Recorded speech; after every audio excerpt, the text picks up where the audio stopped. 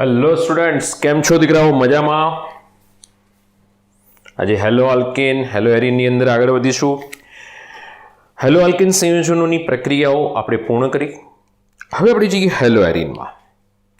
Hello એરીન સંયોજનોની અંદર ધ્યાન રાખજો દીકરાઓ.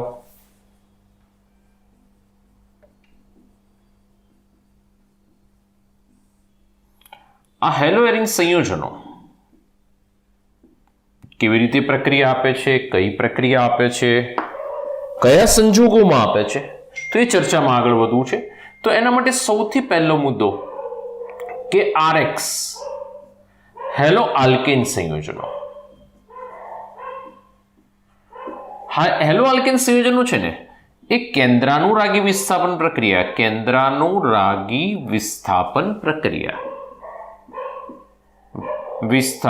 પ્રક્રિયા બહુ જ સરળતાથી આપે છે. એના માટેનું કારણ છે કે એની અંદર sp3 સંકરણ છે. બહુ સરળતાથી આપી દેશે, એકદમ ઇઝીલી એ કેન્દ્રાનુરાગી વિસ્થાપન પ્રક્રિયાઓ આરએક્સ સંયોજનો આપે છે, જેની અંદર આપણે SN1 SN2 વગેરે જોયું. હવે જો આપણે એરાઇલ હેલાઇડ સંયોજનોમાં જઈએ છીએ, એટલે કે એરાઇલ હેલાઇડ સંયોજનો હેલો એરીન પણ કહેવાશે. હેલો એરીન સંયોજનો કેન્દ્રાનુરાગી વિસ્થાપન પ્રક્રિયા એ સરળતાથી આપતા નથી. ધ્યાન રાખજો, જેટલા સરળતાથી હેલો આલ્કેન આપે છે ને એટલા હેલો એરીન આ કેન્દ્રાનુરાગી વિસ્થાપન પ્રક્રિયા આપતા નથી. એના માટેના રીઝન શું છે? તો કે એના માટેના કારણો, પહેલું તો સૌથી પહેલા એરીન સંયોજનોની અંદર સંસ્પંદન જોવા મળે. બીજું કે એરીન સંયોજનોમાં sp2 સંકરણ હાજર છે. ત્રીજું, જે એરીન સંયોજનો છે એની અંદર ફિનાઇલ કેટાયન એ ખૂબ જ અસ્થાયી છે. અને ચોથું, ઇલેક્ટ્રોધનિક જે આપણી પાસે એરોમેટિક ગ્રુપ છે. બેન્ઝીન જે છે એટલે કે જે ફિનાઇલ ગ્રુપ બનશે, એરોમેટિક ગ્રુપ છે, એ ઇલેક્ટ્રોધનિક ગ્રુપ છે. ન્યુક્લિયોફાઇલ પણ ઇલેક્ટ્રોધનિક છે, રિંગ પણ ઇલેક્ટ્રોધનિક છે, એટલે બંને વચ્ચે અપાકર્ષણ થશે. ટોટલ થઈને આપણી પાસે કેટલા મુદ્દાઓ બને છે? 4 મુદ્દાઓ. કે જો એરોમેટિક સંયોજનો એ ઇલેક્ટ્રોનુરાગી વિસ્થાપન પ્રક્રિયાઓ સરળતાથી આપતા નથી, એના માટેના 4 મુદ્દાઓ. કે પહેલા એમાં સંસ્પંદન છે, sp2 સંકરણ છે, ફિનાઇલ કેટાયન જે ખૂબ જ અસ્થાયી છે, અને ઇલેક્ટ્રોધનિક ગ્રુપ એની અંદર હેલો એરીનમાં હાજર છે. તો આ 4 પરિબળો છે. 1 by 1 4 પરિબળોનો અભ્યાસ કરીએ. તો દીકરાઓ, સૌથી પહેલા કે સંસ્પંદન. ધ્યાન રાખશો અહીં આગળ દીકરાઓ, સંસ્પંદન તો બંધારણ સૌથી પહેલા આપણે કોઈ પણ બી એક એરાઇલ હેલાઇડ ક્લોરોબેન્ઝીન છે કે એવું કંઈ પણ બી લઈ લઈએ. હેલોજન જો અહીંયા આગળ હાજર છે તો બાહ્યતમ કક્ષામાં કેટલા ઇલેક્ટ્રોન થાય દીકરાઓ? 7 ઇલેક્ટ્રોન. 7 ઇલેક્ટ્રોન એ ક્લોરીન પાસે હાજર છે. એમાંથી એક ઇલેક્ટ્રોન તો અહીંયા આગળ પાર્ટનરશિપમાં વપરાઈ ગયું છે. કાર્બન સાથે ક્લોરીને 1 ઇલેક્ટ્રોન સાથે સહસંયોજક બંધ બનાવી દીધો. 6 ઇલેક્ટ્રોન વધેલા છે, એટલે કે 3 ઇલેક્ટ્રોન યુગ્મ ક્લોરીન પાસે પડેલા છે. સમજો, આ રીતે ક્લોરોબેન્ઝીન એટલે કે એરાઇલ હેલાઇડ હાજર છે. હવે એમાં સંસ્પંદન થાય છે. સંસ્પંદનમાં શું થશે?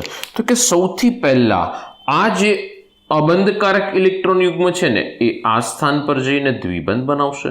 જો આપણને એવું કીધેલું છે સંસ્પંદનમાં, ખાસ ધોરણ 11 GOCમાં એવું કીધેલું હતું, અબંધકારક ઇલેક્ટ્રોન યુગ્મ એકલબંધ અને દ્વિબંધ હાજર હશે તો ત્યાં આગળ સંસ્પંદન જોવા મળે.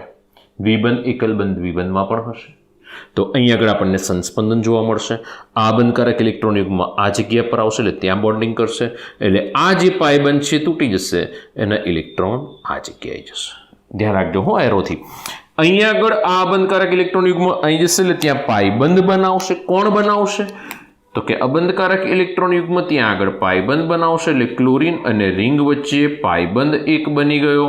આ ક્લોરીન અબંધકારક ઇલેક્ટ્રોન યુગ્મ હતા 3, એટલા થઈ ગયા હવે 2. એની સાથે આનો પાયબંધ છે તૂટી ગયો દીકરાઓ, અને અહીં આગળ એક ઇલેક્ટ્રોન યુગ્મ એ પાયબંધમાંથી રિલીવ થયો નેગેટિવ વીજભાર સાથે. બરોબર છે, નેગેટિવ વીજભાર સાથે એ રિલીવ થયો. માઇનસ વીજભાર છે, નેગેટિવ છે. સ્માઇલી બનાવ્યો છે, આ નેગેટિવ વીજભાર બનાવશે અને આ એના અબંધકારક ઇલેક્ટ્રોન યુગ્મ. બીજું, કાર્બને ક્લોરીન ઇલેક્ટ્રોન ગુમાવ્યા એટલે ક્લોરીન પર કયો વીજભાર આવશે? પ્લસ.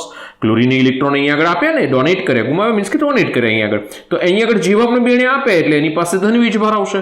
બરોબર, અહીં દ્વિબંધ થઈ ગયો. બીજું, આના પાય ઇલેક્ટ્રોન રિલીવ થઈ જશે, આ કાર્બન પર જતા રહેશે એટલે ત્યાં આગળ અબંધકારક ઇલેક્ટ્રોન યુગ્મ નેગેટિવ ચાર્જ સાથે આવશે.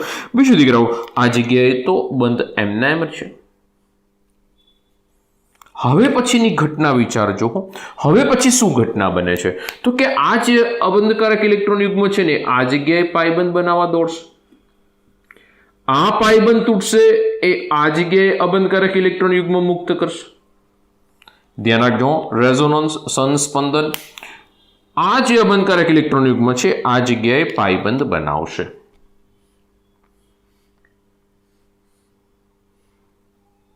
સમજો, તો આ જગ્યાએ પાયબંધ બનાવી દીધા એણે. આને કોઈ અસર નથી, Cl. ક્લોરીનને અત્યારે હાલ કોઈ ઇફેક્ટ નથી. આ જે અબંધકારક ઇલેક્ટ્રોન યુગ્મ છે આગળ વધ્યા, એ ત્યાં આગળ બંધ તૂટીને પહોંચ્યા એટલે ત્યાં આગળ અબંધકારક ઇલેક્ટ્રોન યુગ્મ નેગેટિવ વીજભાર સાથે આવે છે.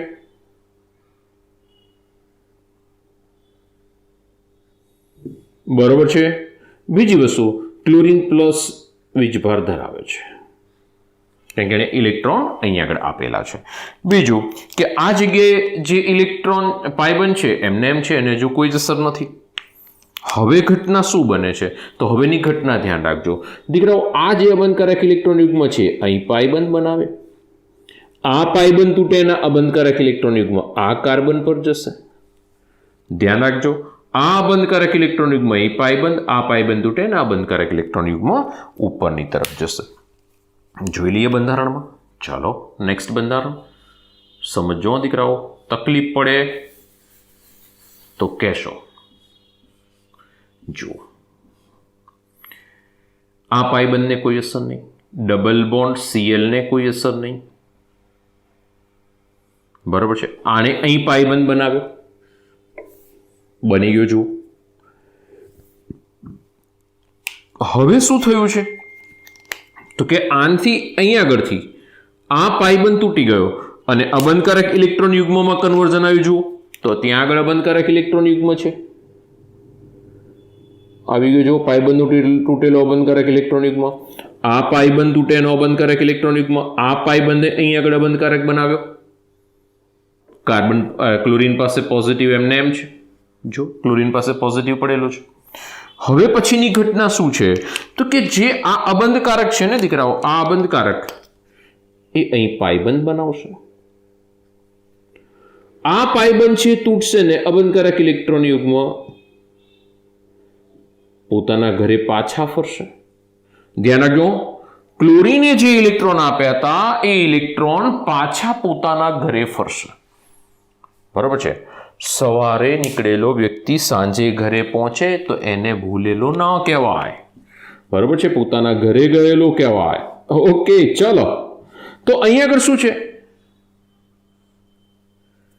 તો અહીં આગળથી આણે અહીં આગળ પાયબંધ બનાવ્યો. ક્લોરીનને પોતાના ઇલેક્ટ્રોન પાછા મળી ગયા. જોઈ લો. તમે બંધની પરિસ્થિતિ વિચારો દીકરાઓ, બંધ માટેની પરિસ્થિતિ વિચારો કે બોન્ડ હતા એના કરતા અહીંયા આગળ જુઓ ડિરેક્શન બદલાઈ ગઈ બોન્ડની. દ્વિબંધ હતો, એકબંધ, દ્વિબંધ. તો આ જ સંસ્પંદન છે અને આ બધા એકબીજામાં સતત ત્વરિત પરિવર્તનશીલ હોય. અને આ જેટલા સંસ્પંદન બંધારણો વધારે હોય એટલું રેઝોનન્સ વધારે ને એના કારણે આપણને સંસ્પંદનના કારણે સ્થિરતામાં વધારો થતો જોવા મળે. એટલે જલ્દીથી આ પ્રક્રિયા નહીં આપે. પ્રક્રિયા નહીં આપવાનું રીઝન શું છે સમજો. આનું આપણે રેઝોનન્સ હાઇબ્રિડ બનાવીએ. કોનું? આ બધા બંધારણો ભેગા કરીશું 1 2 3 4 5 અને એનું રેઝોનન્સ હાઇબ્રિડ બનાવી. જો રેઝોનન્સ હાઇબ્રિડ શું બને છે? રેઝોનન્સ હાઇબ્રિડ એટલે શું? રેઝોનન્સ હાઇબ્રિડ એટલે જ્યાં જ્યાં દ્વિબંધ ફર્યા છે, જ્યાં જ્યાં વીજભાર ફર્યા છે એ દરેક જગ્યા બતાવીશું. ચલો પહેલા અહીં દ્વિબંધ હતો તો ત્યાં દ્વિબંધ છે. પછી એ દ્વિબંધ અહીં આગળ બી છે, જો આ રહ્યો, અહીં બી છે. એ દ્વિબંધ અહીં બી છે, જો આ રહ્યો. એ દ્વિબંધ અહીં પણ છે, આ રહ્યો. એ દ્વિબંધ અહીં બી છે, આ રહ્યો. એ દ્વિબંધ અહીં આગળ પણ આપણને જોવા મળે છે, આ રહ્યો. ટૂંકમાં દ્વિબંધ જ્યાં જ્યાં હાજર છે મેં ડોટેડ લાઈનથી બતાવી દીધું. બીજું, આ જગ્યાએ ક્લોરીન લાગેલો છે અને આ જગ્યાએ પણ દ્વિબંધ હાજર છે. તો આ છે એ આંશિક દ્વિબંધ કહેવાશે. એવું કહેવાય છે કે આનો બંધ ક્રમાંક 1 છે, આનો બંધ ક્રમાંક 0.5 છે, એટલે આનો આખાનો બંધ ક્રમાંક, આખાનો આ બંધનો બંધ ક્રમાંક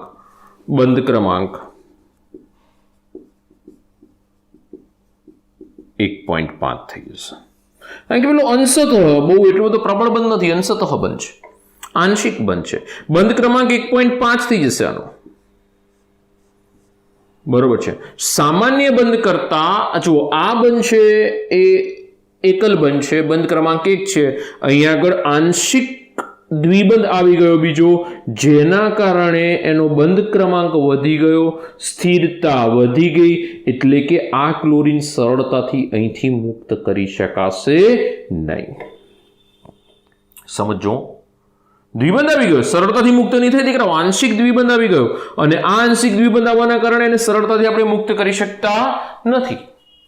બરોબર છે. તો એ આંશિક વીજભારના કારણે આપણે એને સરળતાથી મુક્ત કરી શકતા નથી. જોઈ લો. બરોબર છે. તો આ આપણી પાસે એનું રેઝોનન્સ હાઇબ્રિડ થઈ ગયું અને આના કારણે આ Cl છે એ ન્યુક્લિયોફાઇલ એની સાથે જોડાવા માટે જાય ત્યારે સરળતાથી પ્રક્રિયા નહીં આપે દીકરાઓ, સરળતાથી પ્રક્રિયા નહીં આપે. પ્રક્રિયા આપશે, પ્રબળ પ્રક્રિયા પરિસ્થિતિમાં આપશે. બરોબર છે. એકદમ ડ્રાસ્ટિક કન્ડિશનમાં આપશે, પ્રબળ પ્રક્રિયા પરિસ્થિતિમાં આપશે. કેવી પરિસ્થિતિમાં આપે છે આપણે આગળ જતા જોઈએ છીએ. ચલો નેક્સ્ટ મુદ્દામાં આગળ વધીએ. નેક્સ્ટ મુદ્દામાં આપણી પાસે છે સેકન્ડ પોઈન્ટ, જેની અંદર આપણને sp2 સંકરણ કીધું છે. એમાં આવે કે સર sp2 સંકરણ એટલે કેવી રીતે સમજો. Second point sp2 સંકરણ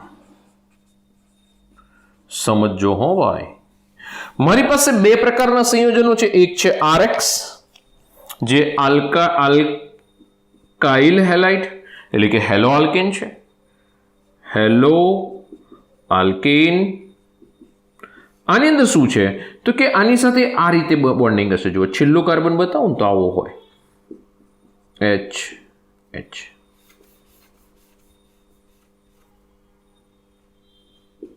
hello alkane.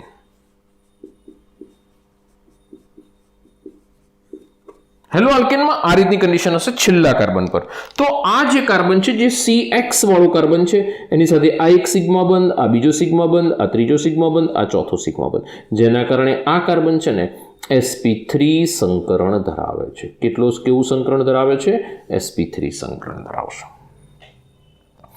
sp3 સંકરણ ધરાવે છે એટલે S કક્ષકના પર્સન્ટેજ લગભગ 25%.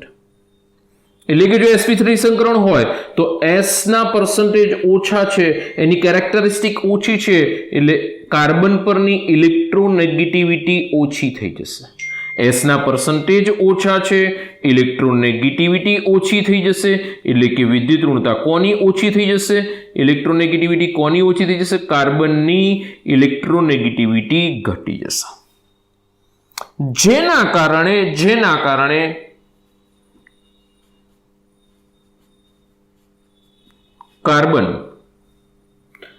કાર્બન પર ધન વીજભાર વધશે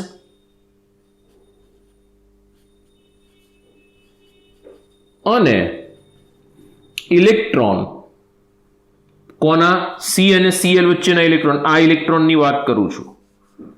CX બંધના ઇલેક્ટ્રોન ક્લોરીન તરફ વધુ આકર્ષાય, જેના કારણે કાર્બન પર પોઝિટિવ વીજભાર વધે અને ન્યુક્લિયોફાઇલ તેના તરફ આકર્ષાય, પ્રક્રિયા સરળતાથી આપે. સમજો દીકરાઓ, સમજો. અહીંયા આગળ શું થયું તો કે મેં હેલો આલ્કેનનું એક ઉદાહરણ લીધું કે ભાઈ છેલ્લો કાર્બન છે એની અંદર 4 સિગ્મા બનશે, એટલે sp3 સંકરણ છે, s ના પર્સન્ટેજ કેટલા થઈ ગયા? 25% થઈ ગયા. s ના પર્સન્ટેજ વધારે હોય ને, s ની કેરેક્ટરિસ્ટિક વધારે, s ના પર્સન્ટેજ વધારે, તો આપણને ખ્યાલ છે કે s ના પર્સન્ટેજ વધતા કાર્બનની ઇલેક્ટ્રોનેગેટિવિટી વિદ્યુત ઋણતામાં વધારો થાય.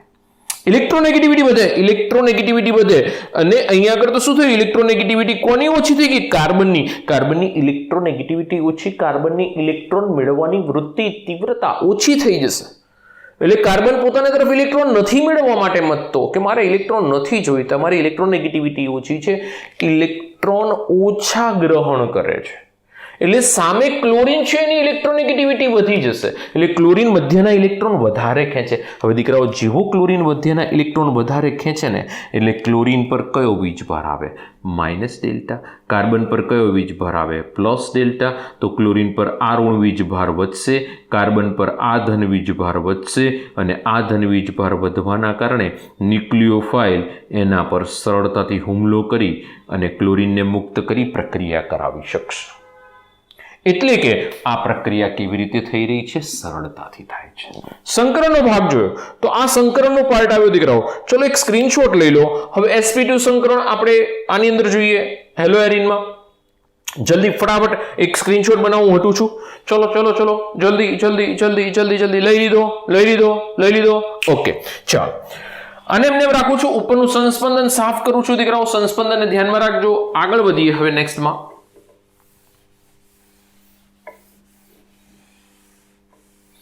હવે જુઓ તમે કે આની અંદર શું થાય છે. આમાં કયું સંકરણ છે? હેલો એરિનમાં. તો હેલો એરિનની અંદર સેકન્ડ પોઈન્ટ છે હેલો એરિન. અહીં દ્વિબંધ છે, અહીં Cl છે. હવે આપણને ખબર છે કે આ કાર્બનનું સંકરણ કયું છે. ચલો એક કાર્બન માટે મથવા જઈએ આપણે. આ કાર્બન માટે દીકરાઓ મને સંકરણ લખાવજો. તો 1 સિગ્મા 3 સિગ્મા 1 પાઈ. તો આ કાર્બનમાં શું થઈ જાય છે? 3 સિગ્મા 1 પાઈ બન. 1 પાઈ બન એન્ટર થયો ને એટલે એનું સંકરણ sp2 સંકરણ થઈ જશે. કેરેક્ટરિસ્ટિક એટલે percentage of s it is equal to 33.33%.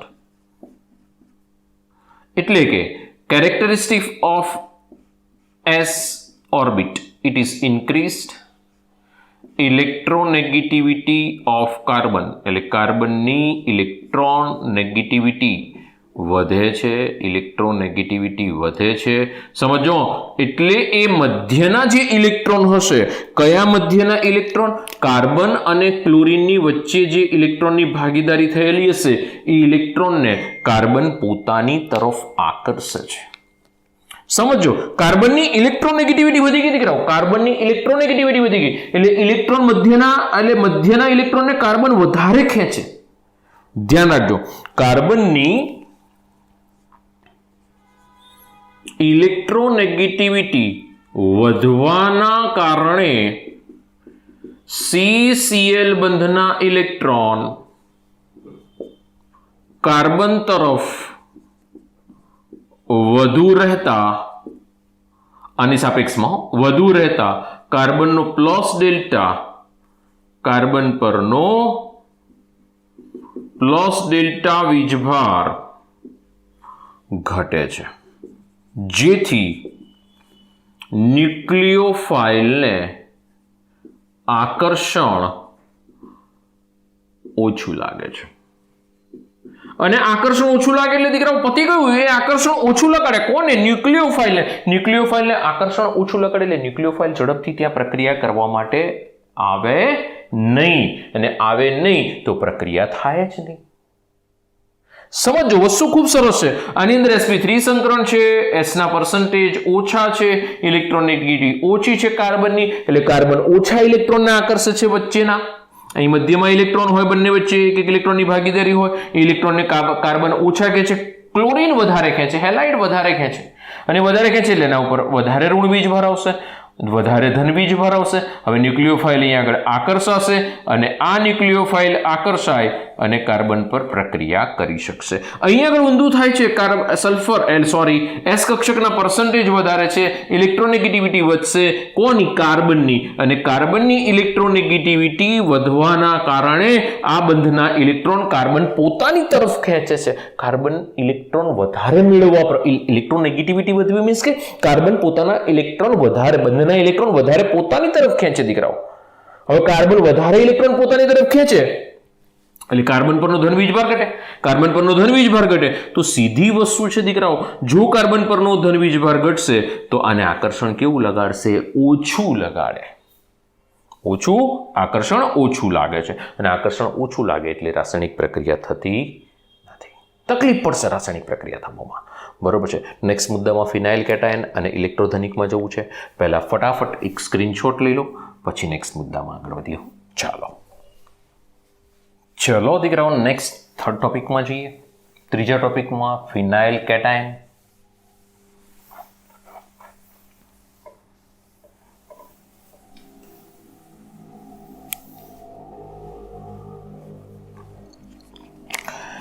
Third topic, ત્રીજો મુદ્દો. ત્રીજા મુદ્દાની અંદર છે કે આ આપણી પાસે અરાઇલ હેલાઇડ. અરાઇલ હેલાઇડ જ્યારે એની પર ન્યુક્લિયોફાઇલ હુમલો કરે ત્યારે આપણે એવું વિચારીએ કે આની અંદરથી જો આ રીતનો કાર્બોકેટાયન બનતો હોય, એટલે કે ફિનાઇલ કેટાયન બનતો હોય, કારણ કે અહીંથી ક્લોરીન પોતાના ઇલેક્ટ્રોન લઈને જતો રહે એવું માની લઈએ, અને જો એ આ રીતે ફિનાઇલ કેટાયન બનાવે છે, ધ્યાન રાખજો. એક તો પહેલી વસ્તુ એવું છે કે એની અંદર sp2 સંકરણ હતું, ઇલેક્ટ્રોન એટલે કે ઇલેક્ટ્રોનેગેટિવિટી તો એની પાસે હતી જ, ઇલેક્ટ્રોન આકર્ષતો હતો જ, છતાં ઇલેક્ટ્રોન ગુમાવ્યો. સમજો, એટલે કે ફિનાઇલ કેટાયનની સ્થિરતા ખૂબ જ ઓછી, ખૂબ જ ઓછી. બીજું દીકરો દ્વિબંધ વાળા કાર્બન પર ધન વીજભાર છે. જો તમે સમજો, દ્વિબંધ ધરાવતા કાર્બન પર ધન વીજભાર છે, સૌથી ઓછી સ્ટેબિલિટી આવશે કેટાયનની. અને આ કેટાયનની સ્ટેબિલિટી સૌથી ઓછી એટલે કે હું એવું કહી શકું કે કેટાયન વાળી પ્રક્રિયાઓ તો એરાઇલ હેલાઇડ એટલે હેલો એરિન આપશે જ નહીં. કઈ પ્રક્રિયાઓ નહીં આપે? કે જ્યાં કેટાયન બનતો હશે. કેટાયન ક્યાં બની રહ્યું છે? SN1 માં. એટલે કે SN1 ની કન્ડિશન તો ભૂલી જ જવાની કે હેલો એરિન આપશે. SN1 પ્રક્રિયાઓ હેલોરીન આપશે જ નહીં, ત્યાં ભૂલી જાઓ તમે એને. SN2 જ જોવા મળશે. એક તબક્કાની પ્રક્રિયાઓ. બરોબર છે. તો SN1 પ્રક્રિયાઓ તો આપણને અહીંયા આગળથી હેલો એરિન આપશે જ નહીં. ઓકે, તો આ એક વસ્તુ ધ્યાન રાખજો દીકરાઓ કે જે કાર્બોકેટાયન SN1 માં બનતું હતું એ તો હવે શક્ય જ નહીં બની શકે અહીંયા આગળ. નેક્સ્ટ મુદ્દામાં આપણી પાસે છે 4 નંબરમાં ઇલેક્ટ્રોધનિક ગ્રુપ માટેનો મુદ્દો. હવે જુઓ તમે, આ આપણી પાસે એરોમેટિક Cl. તો આની અંદર શું છે તો કે પાઈ ઇલેક્ટ્રોન વિદ્યુત વાદળ હોય, યાદ કરો. તો એટલે કે એરોમેટિક કેન્દ્ર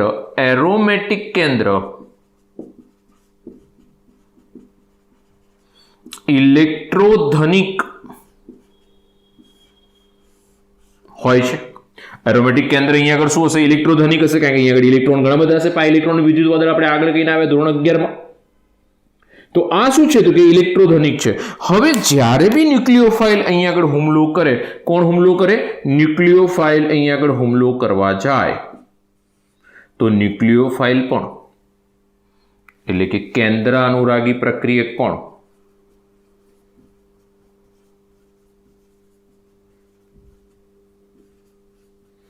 ઇલેક્ટ્રોધનિક છે.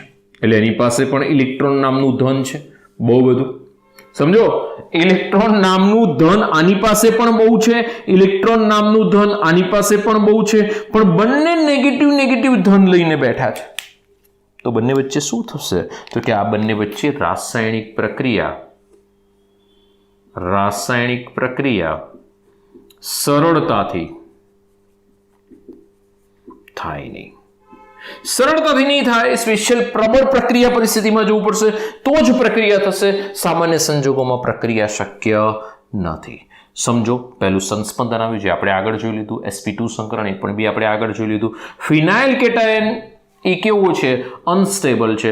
જો પોઝિટિવ છે, દ્વિબંધ છે, ધીસ ઇઝ નોટ પોસિબલ. એટલે ફિનાઇલ કાર્બોકેટાયન એટલે કે કેટાયનની સ્થિરતા બહુ જ ઓછી છે, જેના કારણે આ બને જ નહીં.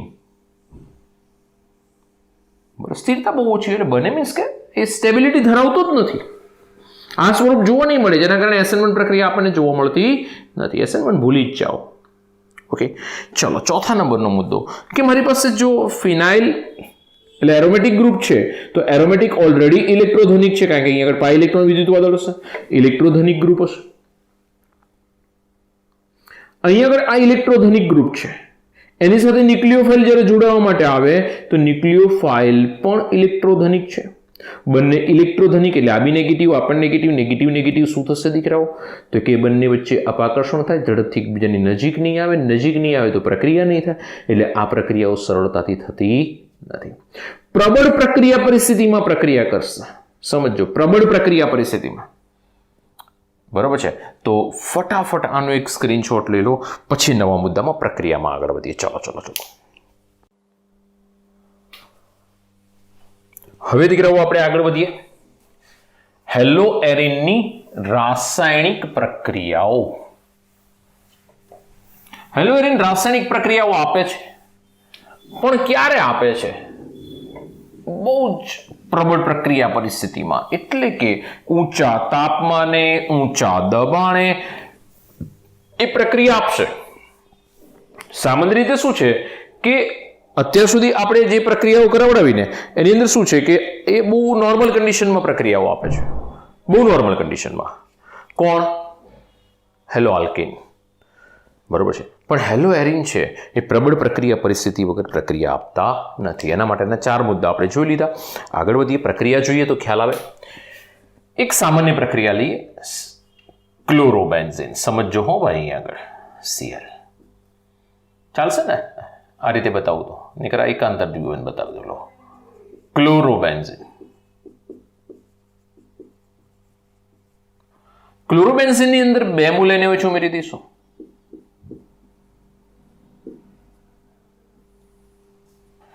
$623 કેલ્વિન ટેમ્પરેચર, 300 એટમોસ્ફેરિક પ્રેશર, બરોબર છે. અને NaOH અહીં આગળ પ્રક્રિયા કરવા માટે દીકરાઓ આગળ વધે. 2 મૂલ NaOH પ્રક્રિયા કરવા માટે આગળ વધે. જુઓ તમે કેટલું બધું ઊંચું તાપમાન છે, બરોબર છે. જુઓ તો ખરા, 623 કેલ્વિન, ગાભા કાઢ નાખે એવું ટેમ્પરેચર છે. અને દબાણ બી જુઓ, 300 એટમોસ્ફેરિક પ્રેશર, બહુ જ ઊંચું દબાણ થયું, બહુ જ ઊંચું તાપમાન, ખૂબ ઊંચું તાપમાન, ખૂબ ઊંચું દબાણ. શું થાય છે તો કે 2 મૂલ NaOH પ્રક્રિયા કરવા માટે જાય. જુઓ કેવી રીતે પ્રક્રિયા કરે છે, સમજો. 1 મૂલ NaOH, બીજો મૂલ NaOH. પહેલા તો આ H અને OH ભેગા થઈને H2O બનાવી દેશે, -H2O.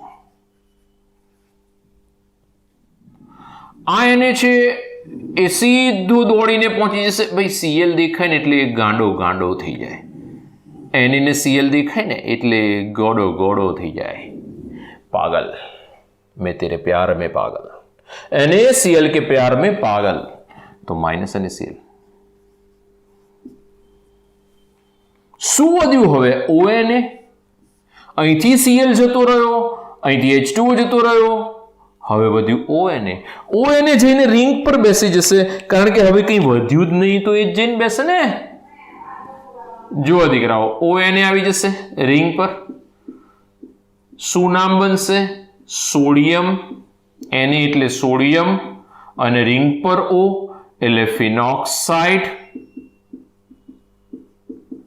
સોડિયમ ફિનોક્સાઇડ બનાવશે. ક્લોરોબેન્ઝિન લીધું, 2 મોલ NaOH, 6 થી 8%, 6 to 8% સાંદ્રતા ધરાવતું સોડિયમ હાઇડ્રોક્સાઇડ છે, 6 to 8%. 623 કેલ્વિન ટેમ્પરેચર, બહુ જ ઊંચું તાપમાન, જબરજસ્ત ઊંચું તાપમાન. કારણ કે અહીંયા આગળ આટલું ઊંચું તાપમાન આપીશ નહીં તો પ્રક્રિયા નહીં થાય. 300 એટમોસ્ફિરિક પ્રેશર, અને એ સંજોગોમાં પ્રક્રિયા થાય તો અહીંયા આગળથી NaCl ને જોઈને કુછ હોતા હૈ, H અને OH એકબીજા સાથે ભેગા થઈને પોણી બે જતા રહ્યા, ONA બાકી રહ્યો, ONA રિંગ પર જતો રહેશે, સોડિયમ ફિનોક્સાઇડ બનાવી દીધું. સોડિયમ ફિનોક્સાઇડ આગળ પ્રક્રિયા કરે, સોડિયમ ફિનોક્સાઇડ પ્રક્રિયા કરશે કેવી રીતે? તો કે ડાયલ્યુટ HCl એટલે કે એસિડીકરણ કરાવીશું. ડાયલ્યુટ મંદ HCl ઉમેરીશ, મેં તમને પહેલા કીધું દીકરાઓ, આ તો શું હતું? Cl અહીંયા આગળ જોઈન્ટ થઈ ગયું તો રિંગ સાથે, એને સંસ્પંદને પકડી રાખ્યો તો જવા નહોતો દેતો. અહીંયા આગળ તો જુઓ, આ O સાથે Na જોડેલો છે, અને જુઓ એને Cl જોયો, એને મેં તેરે પ્યાર મેં પાગલ.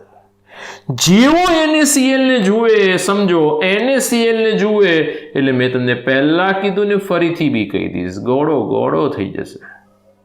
ઓહો, તું હાજર છે?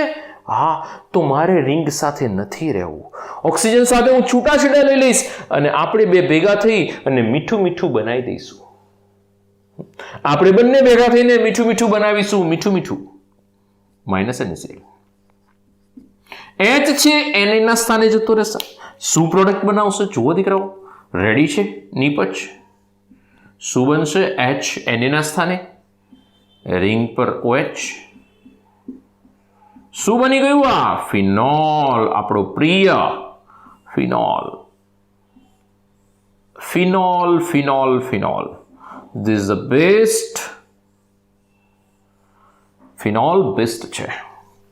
ઓકે, તો આ જે પદ્ધતિ છે ને દીકરાઓ, આ પદ્ધતિથી ફિનોલનું ઔદ્યોગિક ઉત્પાદન થાય છે. ફિનોલનું ઔદ્યોગિક ઉત્પાદન આ રીતે થાય. આ પદ્ધતિને ડાઉ પદ્ધતિ કહેવામાં આવે છે. આગળ જતા જ્યારે બી ફિનોલ આવશે ત્યારે ફિનોલના ઉત્પાદનમાં આપણે આ જોઈશું પ્રક્રિયા. પરંતુ પ્રક્રિયા થવા માટે બહુ જ ઊંચું તાપમાન, તમે જોઈ શકો, બહુ જ ઊંચું તાપમાન. પદ્ધતિનું નામ ડાઉ પદ્ધતિ. ફિનોલના ઔદ્યોગિક ઉત્પાદન માટેની પદ્ધતિ છે. આ પદ્ધતિથી કરોડપતિ બી થવાય ને રૂડપતિ બી થવાય. રૂડપતિ કેમનું થવાય? જ્યારે ફિનોલનું ઉત્પાદન હું શીખવાડીશ ત્યારે કહીશ. ક નીકળી જાય એટલે રૂડપતિ થઈ જાય, ક આવી જાય એટલે કરોડપતિ થઈ જાય. ક્લોરોબેન્ઝિન, 2 મોલ NaOH ઉમેરીશું. અહીં આગળથી HOH, H2O, NaCl ને જોઈને કીધું મીઠું. બરાબર છે? ONA રિંગ પર જતો રહેશે, સોડિયમ ફિનોક્સાઇડ. પણ ક્યારે? પ્રબળ પ્રક્રિયા પરિસ્થિતિ હશે તો જ આ વસ્તુ શક્ય બનશે, બાકી નહીં થાય. સોડિયમ ફિનોક્સાઇડ એ ડાયલ્યુટ NaCl સાથે એસિડીકરણની પ્રક્રિયા કરે, NaCl રિલીવ થઈ જશે, H એની જગ્યાએ જતો રહેશે. ફિનોલ બહુ જ જાણીતું અને ઇમ્પોર્ટન્ટ સંયોજન. બરોબર છે? તો ફિનોલના ઔદ્યોગિક ઉત્પાદન માટેની આ પદ્ધતિ છે. ડાઉ પદ્ધતિ તરીકે એનો ઉપયોગ કરવામાં આવે છે. તો આ આપણી પાસે ક્લોરોબેન્ઝિન. આપણે એ વસ્તુ જોવાની છે, આ બધું આવશે આગળ જતા. આલ્કોહોલ, ફિનોલ, ઇથર નામનું ચેપ્ટર આવશે, જે ફિનોલના ઔદ્યોગિક ઉત્પાદનમાં આપણે પહેલી જ પદ્ધતિ આ રીતે જોઈશું. બરાબર છે? બીજું દીકરાઓ, અત્યારે હાલ તો આપણે શું ધ્યાન રાખવાનું છે કે ક્લોરીન એટલે કે અહીંયા આગળ ક્લોરોબેન્ઝિન સરળતાથી આ પ્રક્રિયા આપતો નથી. પરંતુ આને સરળતાથી પ્રક્રિયા કરાવતો કરવો હોય તો શું કરવાનું? તો એની ચર્ચા આપણે કરીએ છીએ. બરોબર છે? અને પછીના લેક્ચરમાં આપણે એ ચર્ચા કરીશું કે આને સરળતાથી પ્રક્રિયા કરતો કરો ભાઈ. આવું એવું નહીં કે આ પ્રક્રિયા બહુ પ્રબળ પ્રક્રિયા પરિસ્થિતિમાં આપણે આટલું બધું ઊંચું તાપમાન માટે કેટલા બધા પૈસાની જરૂર પડે, આટલું બધું ઊંચું દબાણ ઉત્પન્ન કરવા માટે કેટલા બધા પૈસાની જરૂર પડે. બહુ જ બધા પૈસાની જરૂર પડે ને. એમ તો કે તાપમાન દબાણ આવશે ને દીકરાઓ, એવું તો થશે ને એક ચૂલાની જેમ લાકડા નાખો, હળગાવો ને ધબધબાટ હળગાવો એટલે આટલું ટેમ્પરેચર થઈ જશે. ઇલેક્ટ્રિસિટીની જરૂર પડશે ને બધામાં, અને ઇલેક્ટ્રિસિટીની જરૂર પડશે એટલે ઉત્પાદન ખર્ચ બહુ વધી જશે. એટલી પ્રબળ પ્રક્રિયા પરિસ્થિતિને આપણે કાઢવા પ્રયત્ન કરીશું કે આને ઓછું કરો તો આ પ્રક્રિયા જે છે એનો ખર્ચ ઓછો આવે. આ પ્રબળ પ્રક્રિયા પરિસ્થિતિ, ઊંચું તાપમાન ઊંચું દબાણ. ઓકે, તો આપણે નવા મુદ્દામાં આગળ વધીશું કે આની અંદર તાપમાન ઓછું હોય ત્યારે કેવી રીતે પ્રક્રિયા થાય, એ પણ બી આપણે એક પ્રયત્ન કરીએ. બીજું દીકરાઓ, આજે આટલે સુધી રાખીએ છીએ. Thank you very much. ખૂબ સરસ મહેનત કરો. બીજું દીકરાઓ, તમે આ લેક્ચર્સ જુઓ છો, લાઈક કરો છો, સબસ્ક્રાઈબ કરો છો અને લેક્ચરને શેર કરો છો, એ બદલ બધાનો ખૂબ આભાર. અને બીજું કે આ તમે લેક્ચર્સ જુઓ છો, સબસ્ક્રાઈબ કરો છો, લાઈક કરો છો, દીકરાઓ ખરેખર અમારો ઉત્સાહ વધારે છે. ઉપરથી વધારે એમ થાય કે વધારે સારા લેક્ચર્સ હજુ બનાવીએ, હજુ વધારે લેક્ચર બનાવીએ, હજુ કંઈક વધારે કરીએ. તો એ પ્રેરણા અમને તમારામાંથી મળે છે. કારણ કે તમે બધા જો આટલી બધી મહેનત કરતા હોય તો અમારે પણ સાથે મહેનત કરવી જ પડે. આજે ભગવાનને પ્રાર્થના કરીએ છીએ અને ભગવાનને ખૂબ પ્રાર્થના કરીએ છીએ તો ભગવાનને પણ આપણી સામે હાજર થવું પડે. તો અમે ભગવાન તો છીએ જ નહીં. બરાબર છે દીકરાઓ? તો એ જે મહેનત તમે લોકો કરી રહ્યા છો, તમે લોકો સરસ મહેનત કરો છો, સરસ તૈયારી કરો છો, સરસ લેક્ચર્સ જોઈને નોટ્સ બનાવો છો, રેડી કરો છો, તો દીકરાઓ એ તમારી પ્રાર્થનાથી વધારે કંઈ નથી. એ આપણી સરસ્વતી ઉપાસના છે.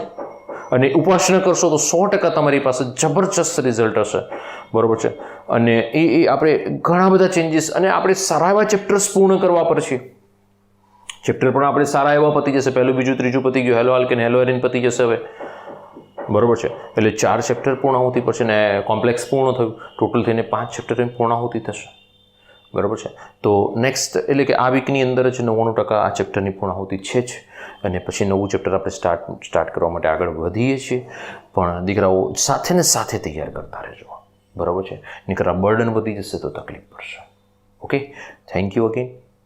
અને ખૂબ ભણો અને ખૂબ સરસ તૈયારી કરો. માથે સહેજ પણ બર્ડન ન થવા દેશો. એવું લાગે તો વિડીયો લેક્ચર 2 વખત જુઓ, 3 વખત જુઓ, 4 વખત જુઓ. હું તો હાજર થઈ જ જઈશ 24/7. તમે રાત્રે 12 વાગે બી વિડીયો લેક્ચર પર ક્લિક કરી તો આઈ એમ પ્રેઝન્ટ. હું તમારી સાથે જઈશ. ઓકે દીકરાઓ, તો ફટાફટ એક સ્ક્રીનશોટ લઈ લો અને પછી આપણે નવા મુદ્દામાં આગળ વધીશું નેક્સ્ટ લેક્ચરમાં. Thank you again. ઓકે.